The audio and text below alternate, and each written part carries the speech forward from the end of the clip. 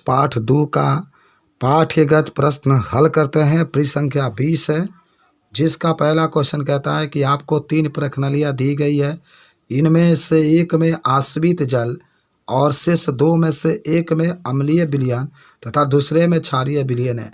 यदि आपको केवल लाल लिटमस पत्र दिया जाता है तो आप प्रत्येक प्रश्नावली में रखे गए पदार्थों की पहचान कैसे करेंगे? देखिए, इसका उत्तर जो होगा, देखिए, सबसे पहले प्रत्येक प्रश्नावली में हम लाल लिटमस पत्र की पट्टी डालते हैं। किसी एक प्रश्नावली में लिटमस पत्र का रंग नीला हो जाता है, इससे यह सिद्ध होता है कि उस प्रश्नावली में क्षारीय विलयन है। शेष दोनों बची हुई प्रश्नावलियों में एक में आश्रित जल है तथा एक में अम्लीय विलयन है। इन दोनों ही प्रश्नावलियों के लिटमस पत्र का रंग लाल हो जाता है। अब हम पहचानी गई प्रश्नावली से क्षारीय विलयन को बाहर निकालते हैं ताकि इसमें विलयन का थोड़ी सी मात्रा ही बची रह जाए। अब इस प्रश्नावली में शेष बची हुई प्रश्नावली में से एक के विलयन को डालते हैं तो 2 स्थितियाँ हो जाती है। देखिए, लिटमस पुनः लाल हो जाता है। इसमें यह मालूम होता है कि इस प्रश्नावली में अम्लीय विलयन था तथा अंतिम प्रश्नावली में आश्रित जल है। दूसरा है लिटमस नीला रह जाता है, तो आप इसमें कह सकते हैं इससे ये बात होता है कि डाला गया विलयन आश्रित जल या तथा अंतिम प्रश्नावली में अम्लीय विलयन है। तो इस तरीके से बता सकते हैं। देखिए, उसके बाद से प्रश्न संख्या आपका दिखा रहा है। पृष्ठ संख्या 24 का प्रश्न है। प्रश्न कहता है कि पीतल एवं तांबे के बर्तनों में दही और खट्टे पदार्थ क्यों नहीं रखने चाहिए? उत्तर में कह सकते हैं पीतल तथा तांबे के बर्तन में दही और खट्टे पदार्थ इसलिए नहीं रखे जाते हैं क्योंकि इसमें अम्ल मौजूद होते हैं जो इससे अभिक्रिया करके हानिकारक यौगिक बनाते हैं, जिसके कारण बस ये खाने योग्य नहीं रह जाते हैं। अम्ल की अभिक्रिया से धातु को बर्तन भी संचालित हो जाते हैं। प्रश्न संख्या 2 है। 2 में आप देख रहे हैं कि धातु के साथ अम्ल की अभिक्रिया होने पर समानतः कौन सी गैस निकलती है? एक उदाहरण के द्वारा समझाइए। इस गैस की उपस्थिति की जांच आप कैसे करेंगे? देखिए, उत्तर में धातु के साथ अम्ल की अभिक्रिया होने पर समानतः हाइड्रोजन गैस निकलती है। जब जिंक को क्रिया तनु सल्फ्यूरिक अम्ल के साथ होती है तो जिंक सल्फेट और हाइड्रोजन गैस बनता है। देखिए, क्रिया कराते हैं, जिंक है, सल्फ्यूरिक अम्ल से क्रिया करता है तो zinc sulphate plus hydrogen gas बाहर निकला। उसके बाद से तो हाइड्रोजन गैस रंगहीन होता है और जलती हुई मोमबत्ती उसके संपर्क में लाने पर वह फट फट की आवाज़ के साथ जलने लगता है। चलिए आगे बढ़ते हैं हम लोग। नेक्स्ट पर चलते हैं। अगला जो आपके पास प्रश्न है, ये कहा जा रहा है कि कोई धातु यौगिक ए तनु हाइड्रोक्लोरिक अम्ल के साथ अभिक्रिया करता है जो बुदबुदाहट उत्पन्न होती है। इससे उत्पन्न गैस जलती मोमबत्ती को बुझा देती है। यदि उत्पन्न यौगिक में एक से कैल्शियम क्लोराइड है तो इस अभिक्रिया के लिए संतुलित रासायनिक समीकरण याद करो। यह कैल्शियम कार्बोनेट है, CaCO3 हाइड्रोक्लोरिक अम्ल मिलाएंगे तो कैल्शियम क्लोराइड बनेगा, जल बनेगा और कार्बन डाइऑक्साइड का निर्माण हो जाता है। उसके बाद से आगे हम लोग बढ़ते हैं तो एक और प्रश्न आता है। पाठगत प्रश्न में पृष्ठ संख्या 27 का पहला प्रश्न है, हाइड्रोक्लोरिक अम्ल, नाइट्रिक अम्ल आदि जलीय विलयन में अम्लीय अभिलक्षण क्यों प्रदर्शित करते हैं जबकि अल्कोहल और ग्लूकोज जैसे यौगिक अम्लीय इस विलयन के अम्लीयता को प्रदर्शित नहीं करते हैं, क्यों? तो देखिए, आप इसके आंसर में बता सकते हैं कि हाइड्रोक्लोरिक अम्ल और नाइट्रिक अम्ल आदि में उत्सर्जन योग्य हाइड्रोजन होता है और जब इन्हें जल में घुलाया जाता है तो हाइड्रोजन आयन अलग हो जाते हैं तथा अम्लीय अभिलक्षण प्रदर्शित करते हैं। अल्कोहल तथा ग्लूकोज में कोई उत्सर्जन H धनायन आयन नहीं होता है। चलिए एक और प्रश्न है, अम्ल का जलीय विलयन क्यों विद्युत का चालन करता है? तो जल में घुलने पर अम्ल वियोजित हो जाते हैं, अपने आयनों का निर्माण करते हैं, जैसे HCl है, और जल में डालेंगे तो क्लोरीन माइनस में और H3 हाइड्रोनियम आयन में टूट जाता है, जिसके कारण विद्युत का चालन होता है। प्रश्न 3 कहता है कि शुष्क हाइड्रोक्लोरिक गैस शुष्क लिटमस पत्र के रंग को क्यों नहीं बदलता है? हम जानते हैं कि शुष्क दशाओं में अम्ल आयनित नहीं होते हैं, इसीलिए H आयन भी नहीं देते हैं। परिणाम स्वरूप ये अम्लीय गुण भी प्रदर्शित नहीं करते हैं। यही कारण है कि शुष्क हाइड्रोक्लोरिक अम्ल गैस शुष्क लिटमस पत्र के रंग को नहीं बदलता है। उसके बाद से क्वेश्चन नंबर 4 है, अम्ल को तनुकृत करते समय यह क्यों अनुशंसित करते हैं कि अम्ल को जल में मिलाना चाहिए, न कि जल को अम्ल में। देखिए उत्तर में कह सकते हैं कि जल में अम्ल या क्षारक को घुलने के लिए घुलने पर अत्यंत ऊष्मा छिपी होती है। सांद्र अम्ल के जल मिलाने या उत्पन्न हुई ऊष्मा के कारण मिश्रण असफलित हो जाता है तथा हम चल सकते हैं। अतः अम्ल को तनुकृत करते समय अम्ल में जल को मिलाना चाहिए और यह धीरे धीरे तथा जल को लगातार मिलाते रहना चाहिए। अम्ल के विलयन को तनुकृत करते समय हाइड्रोनियम आयन को सांद्रण कैसे प्रभावित होती है। देखिए अम्ल को तनुकृत करने पर उसमें उपस्थित अनआयनित जल की मात्रा को बढ़ाती है, परंतु H3O+ मात्रा वही रहती है। परिणामस्वरूप H3O+ को सांद्रण लगातार घटती जाती है। उसके बाद से क्वेश्चन एक और आपके पास है, कहता है कि जब सोडियम हाइड्रोक्साइड विलयन में अधिक या क्षारक मिलाते हैं तो हाइड्रोक्साइड आयन की सांद्रता कैसे प्रभावित होती है। तो उत्तर में आप लिख सकते हैं कि हाइड्रोक्साइड आयन समूह की सांद्रता बढ़ जाती है। उसके बाद से चलिए एक और पृष्ठ संख्या पर चलते हैं 31। प्रश्न ये कहता है कि आपके पास 2 विलयन ए और बी है। विलयन ए के pH मान 6 है और विलयन बी का pH मान 8 है। किस विलयन में हाइड्रोजन आयन की सांद्रता अधिक है, इनमें कौन सा अम्लीय है और कौन सा क्षारीय है। बहुत ही सिंपल, आप बताएंगे विलयन ए में यह आयन की अधिक सांद्रता है, विलयन ए अम्लीय है तथा विलयन बी क्षारीय है। बहुत सिंपल है, क्योंकि ए का जो pH मान है 7 से कम है, क्योंकि 6 दिखा रहा है इसलिए ए आपका अम्लीय होगा, और बी का pH मान 8 दिखा रहा है, 7 से अधिक है, इसलिए इसका क्षारीय होगा। प्रश्न 2 कहता है कि H+ आयन की सांद्रता का विलयन की प्रकृति पर क्या प्रभाव पड़ता है। जैसे जैसे H धनायन आयन की सांद्रता बढ़ाते हैं वैसे विलयन और अधिक अम्लीय होता रहता है। एक और क्वेश्चन है, क्या क्षारकीय विलयन में H+ आयन होते हैं, अगर हो तो क्या क्षारकीय क्यों होता है। H आयन जल में आते हैं यानी H आयन जल में आते हैं यानी H आयन क्षारकीय विलयन में उपस्थित होता है। उसके बाद से एक और आपके पास प्रश्न है। प्रश्न ये कहता है कि क्या क्षारकीय विलयन में H धनायन, ये तो हो गया। क्वेश्चन नंबर 4 है, कोई किसान खेत की मृदा को किस परिस्थिति में बिना बुझा हुआ चूना या बुझा हुआ चूना का उपयोग कर सकता है। देखिए जब खेत की मृदा अम्लीय होती है तभी किसान इसमें कैल्शियम ऑक्साइड या कैल्शियम हाइड्रोक्साइड तथा कैल्शियम कार्बोनेट विलयन मिलाता है ताकि मिट्टी उदासीन हो जाए, इसका pH परास भी सही रहे।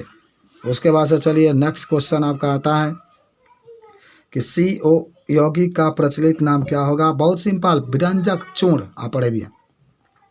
प्रश्न 2 कहता है उस पदार्थ का नाम बताइए जो क्लोरीन से क्रिया करके विरंजक चूर्ण बनाता है। आप शुष्क बुझा हुआ चूना लिख सकते हैं CaOH का 2। उसके बाद से एक और क्वेश्चन आता है। क्वेश्चन नंबर नेक्स्ट है, कठोर जल को मृद करने के लिए किस सोडियम यौगिक का उपयोग किया जाता है। आप सीधे आंसर में लिखेंगे धोने का सोडा अर्थात सोडियम कार्बोनेट का प्रयोग किया जाता है Na2CO3। प्रश्न 4 कहता है सोडियम हाइड्रोजन कार्बोनेट के विलयन को गर्म करने पर क्या होगा। इस अभिक्रिया के लिए समीकरण लिखिए। देखिए सोडियम हाइड्रोजन कार्बोनेट तो NaHCO3 गर्म करेंगे तो सोडियम कार्बोनेट जल और कार्बन डाइऑक्साइड बनता है। उसके बाद अगला है प्लास्टर ऑफ पेरिस को जल के साथ अभिक्रिया के लिए समीकरण लिखिए। याद करो प्लास्टर ऑफ पेरिस का सूत्र होता है CaS4+½ यानी 1/2 H2O।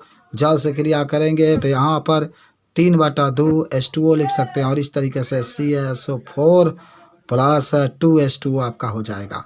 चलिए आगे बढ़ते हैं हम लोग। उसके बाद से अभ्यास प्रश्न की शुरुआत करते हैं और पहला प्रश्न है, कोई विलयन लाल लिटमस को नीला कर देता है तो उसका pH मान याद करो, बहुत सिंपल है 10 यानी 7 से अधिक होना चाहिए। कोई विलयन अंडे के पिसे हुए कवच से अभिक्रिया करके गैस उत्पन्न करता है जो चूने के पानी को दूधिया कर देता है, इस विलयन में क्या होगा। HCl होगा।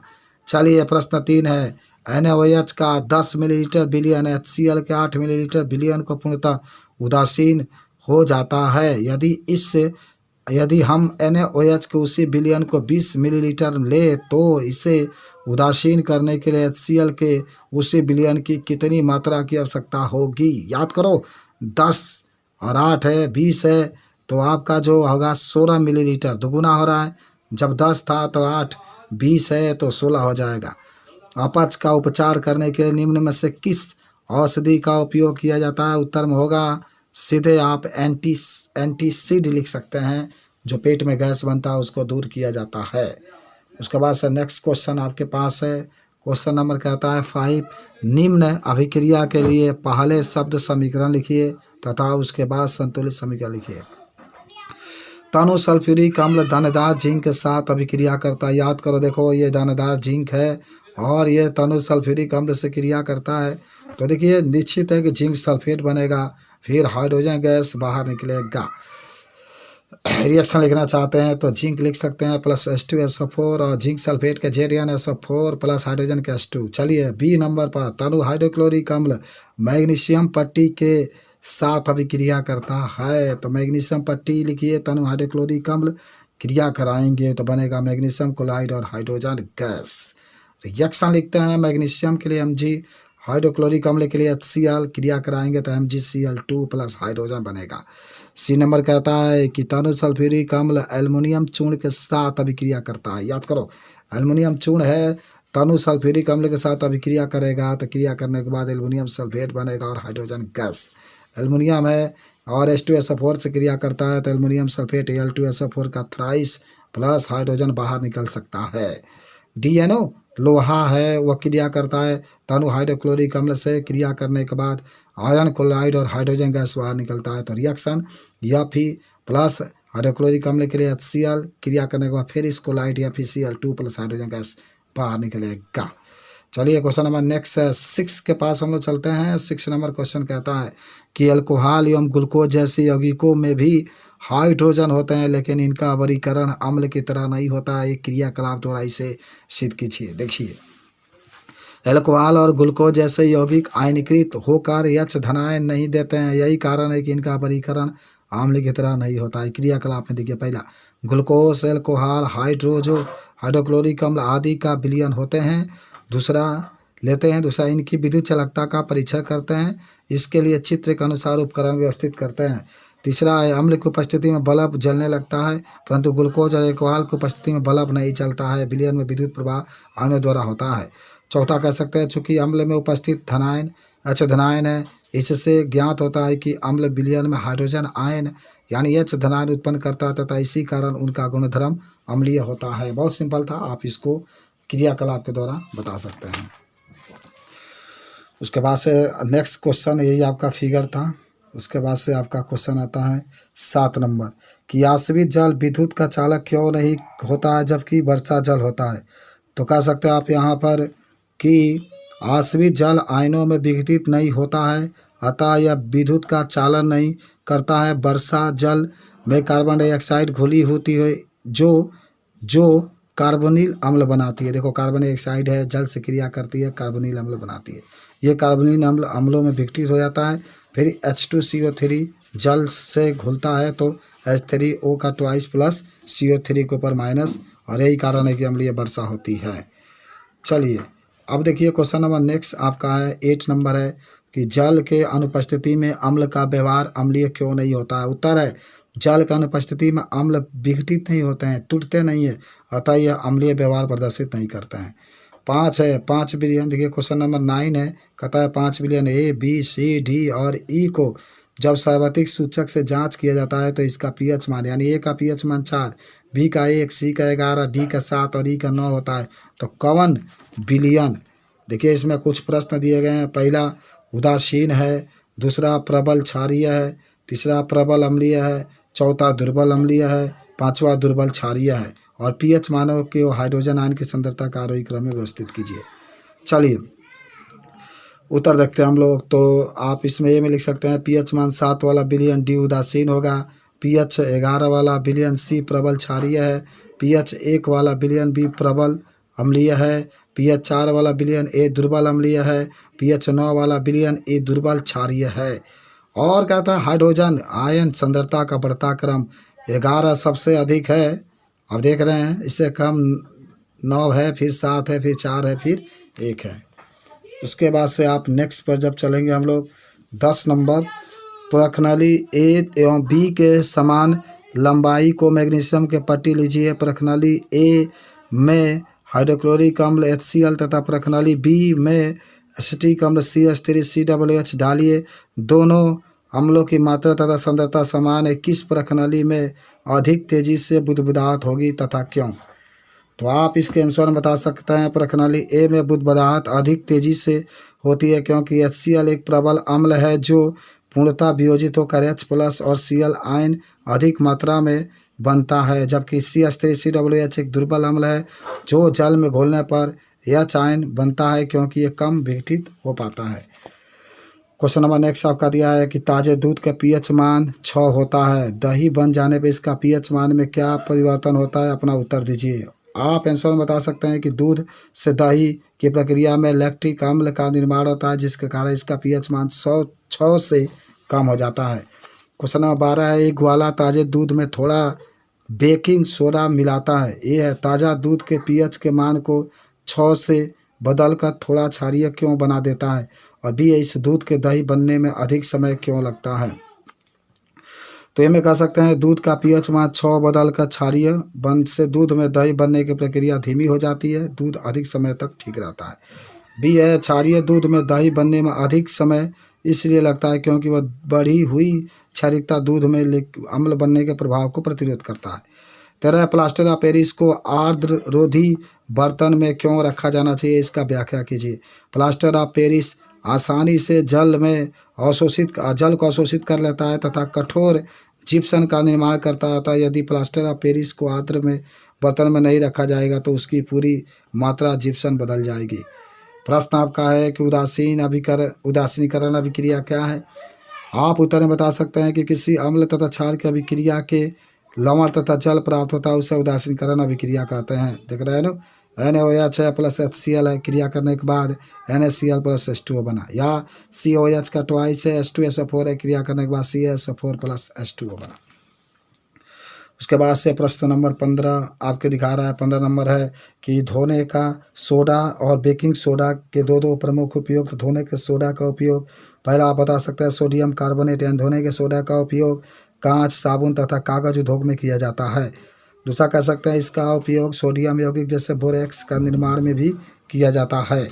उसके बाद से बेकिंग सोडा का उपयोग भी बता सकते हैं। पहला सोडियम हाइड्रोजन कार्बोनेट का उपयोग एंटीसेड के संगठन के रूप में किया जाता है। क्षारीय होने के कारण यह उदर में अम्ल की अधिक मात्रा को उदासीन बनाकर राहत पहुंचाता है।